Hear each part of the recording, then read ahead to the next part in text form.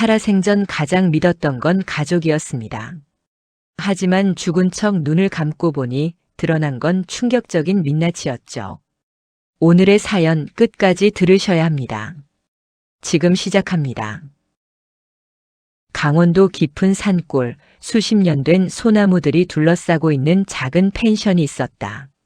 소량 펜션이라 불리는 이곳의 주인은 이른한 살의 김옥분 할머니였다. 남편을 떠나보낸 지 10년이 흘렀지만 혼자 힘으로도 펜션을 꾸려나가며 제법 넉넉한 재산을 모을 수 있었다. 마을 사람들은 그녀를 소나무보다 더 꿋꿋한 할머니라고 부르며 존경했지만 최근 들어 옥분 할머니의 마음은 무거웠다. 45살인 아들 도현이 어머니, 요즘 몸은 어떠세요? 라고 무난 인사를 건넸지만 그 눈빛에는 예전의 따뜻함이 사라져 있었다. 38살의 며느리 채린 역시 마찬가지였다. 겉으로는 여전히 정중했지만 시어머니를 바라보는 시선 어딘가에는 차가운 계산이 숨어 있었다. 옥분 할머니는 본능적으로 느꼈다. 이 아이들이 변했구나. 그해 여름 무더운 밤이었다. 옥분 할머니는 갑자기 극심한 두통과 함께 가슴을 움켜쥐며 바닥에 주저앉았다. 어머니. 도현의 다급한 외침과 함께 구급차 사이렌이 적막한 산골을 가득 메웠다. 심한 뇌졸중입니다. 의식 회복 시기를 예측하기 어려운 상황입니다. 응급실 의사의 차분하지만 무거운 진단이 복도에 울려 퍼졌다. 도현은 어머니의 차가워진 손을 잡고 흐느꼈다. 어머니 제발 깨어나세요. 하지만 그 눈물 뒤에는 슬픔만이 아닌 복잡한 감정이 교차하고 있었다. 체리는 남편의 어깨에 손을 올리며 위로하는 듯 했지만 그녀의 눈동자 깊숙한 곳에서는 묘한 기대감이 번뜩이고 있었다. 중환자실 침대에 누운 김옥분 할머니. 모든 사람들은 그녀가 깊은 혼수 상태에 빠졌다고 믿고 있었다. 하지만 옥분 할머니는 모든 것을 듣고 있었다. 완전히 깨어 있었던 것이다. 그녀는 감은 눈 뒤에서 조용히 다짐했다. 이제부터가 진짜 시작이다. 누가 내 편인지, 누가 진심인지 모든 걸 확인해 보겠다. 며칠 후 채린이 의료진과 상의한다며 말했다. 병원보다는 집에서 모시는 게 어머님께 더 좋을 것 같아요. 익숙한 환경에서 회복하시는 게 낫지 않을까요? 도현은 망설임 없이 고개를 끄덕였다. 그 순간 옥분 할머니는 깨달았다. 아들의 동의가 너무나 빨랐다는 것을. 소량 펜션 2층 안쪽. 큰 창으로 소나무가 내려다 보이는 방에 옥분 할머니가 누워 있었다. 바람에 흔들리는 소나무 향이 방 안까지 스며들어 평온해 보였지만 할머니의 마음은 칼날처럼 예민하게 곤두서 있었다. 모든 소리에 귀를 기울이며 모든 움직임을 감지하고 있었다. 사흘째 되던 저녁, 드디어 그 순간이 왔다. 거실에서 들려오는 은밀한 속삭임 소리. 옥분 할머니는 숨소리까지 죽이며 귀를 기울였다. 어머니가 이렇게 누워 계시니까 이제 우리가 더 신경 써야 할 게 많아졌어. 도현의 목소리였다. 한숨 섞인 그 말투가 평소와는 달랐다. 걱정 마요, 여보. 모든 준비는 다 되어 있어요. 채린의 대답이 이어졌다. 그리고 옥분 할머니의 심장을 얼어붙게 만든 말이 흘러나왔다. 유언장도 이미 작성해뒀거든요. 물론 어머님이 직접 쓰신 건 아니지만요. 채린의 웃음소리가 어둠 속에서 소름 끼치게 울려 퍼졌다. 어차피 지금 상태로는 아무것도 모르시잖아요. 손도 못 움직이시고. 옥분 할머니는 이불 속에서 주먹을 꽉 움켜쥐었다. 손톱이 손바닥에 파고들 정도로 말이다. 아들이 그런 말을 듣고도 말리지 않을 뿐더러 오히려 조용히 동의하고 있다는 사실이 가슴을 찢어 놓았다. 정말로 내 아들까지 나를 버린 건가? 그날 밤 옥분 할머니는 한치의 망설임도 없이 결심했다. 끝까지 지켜보겠다고.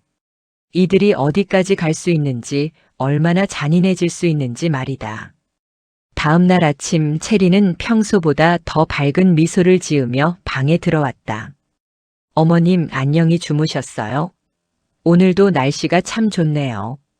목소리는 달콤했지만 문이 닫히는 순간 그 가면이 벗겨지기 시작했다. 체리는 침대 주변을 천천히 둘러보더니 마치 자신의 영역을 확인하는 것처럼 고개를 끄덕였다. 정말 좋은 방이에요. 창밖 경치도 훌륭하고 그녀의 목소리에는 이미 주인이 된 듯한 여유가 묻어 있었다. 침대 옆 서랍을 열어보고 옷장도 뒤져보는 채린. 옥분 할머니는 감은 눈 뒤에서 모든 것을 지켜보고 있었다. 며느리가 무엇을 찾고 있는지, 무엇을 확인하고 있는지 말이다. 이제 곧 이 모든 게 제 것이 되겠네요. 채린이 혼잣말처럼 중얼거렸다. 어머님은 아무 말도 못하시니까 참 편해요. 그 순간 채린은 침대 옆에 놓여있던 하얀 백합이 꽂힌 꽃병을 들어 올렸다. 잠시 들여다보더니 갑자기 손을 놓아버렸다. 쨍그랑. 도자기가 바닥에 떨어져 산산이 부서지고 백합꽃들이 물과 함께 사방으로 흩어졌다. 어머 죄송해요. 실수였어요. 체리는 말했지만 그 입가에는 만족스러운 미소가 번지고 있었다. 마치 자신의 영역 표시를 한 것처럼 말이다. 바닥에 흩어진 꽃잎들을 내려다보며 체린이 다시 말했다. 이런 예쁜 꽃들도 이제는 필요 없겠어요. 어차피 보지도 못하시는데. 그녀는 일부러 꽃잎을 발로 밟으며 방을 나갔다. 침대에 누운 옥분 할머니는 온몸이 부들부들 떨렸다. 분노로, 절망으로, 그리고 서러움으로. 직접 듣고 본 배신의 현장은 그 어떤 고통보다도 잔인했다. 그날 저녁 평생 친구 순애가 문병을 왔다. 방에는 둘만 있었다. 순애는 조용히 할머니의 손을 잡으며 속삭였다. 옥분아, 이쯤에서 그만해. 벌써 충분히 확인했잖아. 더 이상 상처받지 마. 하지만 옥분 할머니는 눈을 뜨지 않은 채 아주 작게 고개를 저었다. 순애만이 알아볼 수 있는 미세한 움직임이었다. 아직은 안 돼, 순애야. 더 봐야 해. 내 아들이 정말 어디까지 갈 수 있는지. 그리고 이들이 얼마나 더 무서운 짓을 할 수 있는지 말이야. 일주일이 더 지났다. 체린의 행동은 점점 더 노골적이 되어갔다. 간병인인 척하며 할머니의 약을 관리한다는 명목으로 온갖 약병들을 가져다 놓고 의사 몰래 용량을 조절하고 있었다. 옥분 할머니는 모든 것을 지켜보며 속으로 치를 떨었다. 그러던 어느 날 밤 마침내 운명의 순간이 찾아왔다. 시계는 자정을 넘어서고 있었고 펜션은 깊은 정적에 잠겨 있었다. 체린이 방문을 조용히 열고 들어왔다. 평소와는 다른 조심스러운 발걸음이었다. 옥분 할머니는 규칙적인 숨소리를 내며 깊이 잠든 척했다. 체린은 침대 가까이 다가와 한참 동안 할머니의 얼굴을 내려다보았다. 그 시선이 차갑고 계산적이었다. 체린이 가방에서 무언가를 꺼냈다. 작은 주사기였다. 투명한 액체가 들어있는 그것은 희미한 달빛에 섬뜩하게 빛났다. 옥분 할머니의 심장이 미친 듯이 뛰기 시작했지만 여전히 잠든 척 가만히 누워 있었다. 걱정하지 마세요, 어머님. 체린이 낮은 목소리로 속삭였다. 전혀 아프지 않을 거예요. 그냥 조용히 편안하게 가시는 거니까 아무도 의심하지 않을 거고요. 체린이 주사기를 들어 올리며 할머니의 팔을 찾기 시작했다.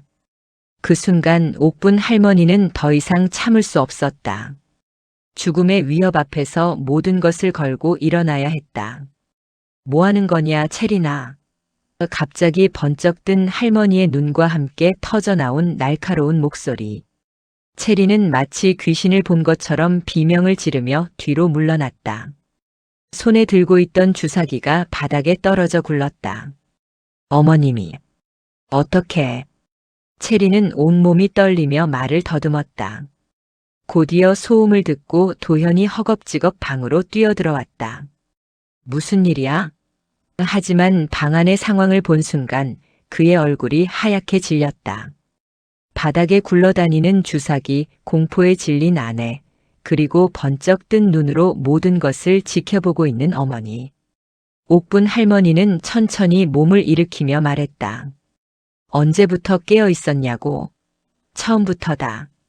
내가 꽃병을 깨트린 그날부터 너희들의 모든 속삭임을 다 들었다. 그때 순애가 방 뒤편에서 모습을 드러냈다.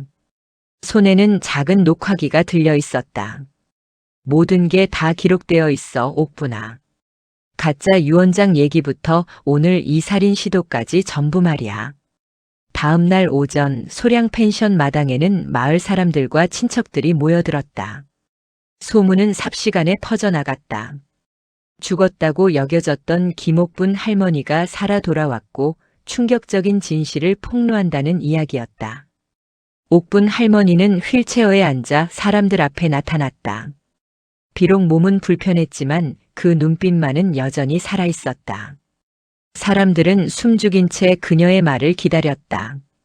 오늘 이 자리에서 중요한 발표를 하겠다. 할머니의 목소리는 떨렸지만 단호했다. 아들 도현과 며느리 채린에게 맡겼던 모든 권한을 즉시 취소한다. 내 재산에 관한 모든 위임장도 무효다. 도현이 급히 앞으로 나서며 무릎을 꿇었다. 어머니, 저희가 잘못했습니다. 제발 한 번만 더 기회를 주세요. 다시는 그런 생각 안 할게요. 채린도 얼굴이 새하얗게 질린 채 손을 비비며 애원했다. 어머님, 저도 정말 잘못 생각했어요.